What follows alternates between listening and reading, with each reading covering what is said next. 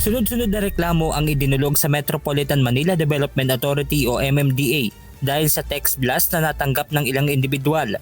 Sa naturang mensahe, nakasaad na mayroon umanong violation sa No Contact Apprehension Policy o NCAP ang taong nakatanggap ng text message. Ngunit nang imbestigahan ng MMDA, dito nila natuklasan na hindi pala galing sa kanila ang naturang mensahe. Tingin namin napakarami na naloko kasi sa amin alone 180 plus na, almost 200 na tao na ang nagbabayad po ng penalty na wala naman pong huli talaga. Nang tinanong namin kung bakit sila nagbayad, ang lumalabas po ay nakareceive sila ng text. Kahapon, nakipag-ugnayan na ang MMDA sa tanggapan ng National Bureau of Investigation para imbestigahan at tugisin ang nasa likod ng pagpapakalat ng mensahe.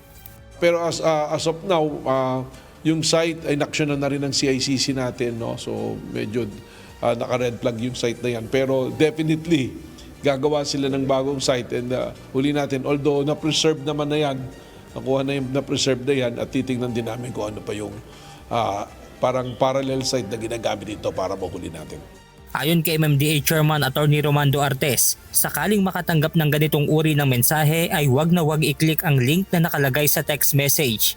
Ito ay pwedeng makompromiso ang inyong personal na impormasyon gaya ng bank records.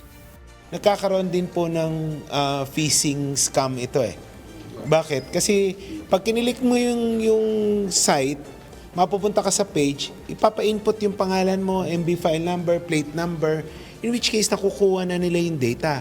Tapos pag nagbayad ka, more likely yung kung GCash ka or e-wallet ka, makukuha yung information mo. Baka mamaya malimos pa yung pera mo eventually na nakalagay doon sa inyong e-wallet. So, kaya po talagang dapat po talaga na mapigilan ito sa lalong madaling panahon. Dagdag pa ng MMDA Chairman na kung may violation ay maaaring bumisita sa kanilang official site at doon makipagtransaksyon upang maiwasang mabiktima ng pangloloko. Benedict Samson, humahataw sa balita ngayon.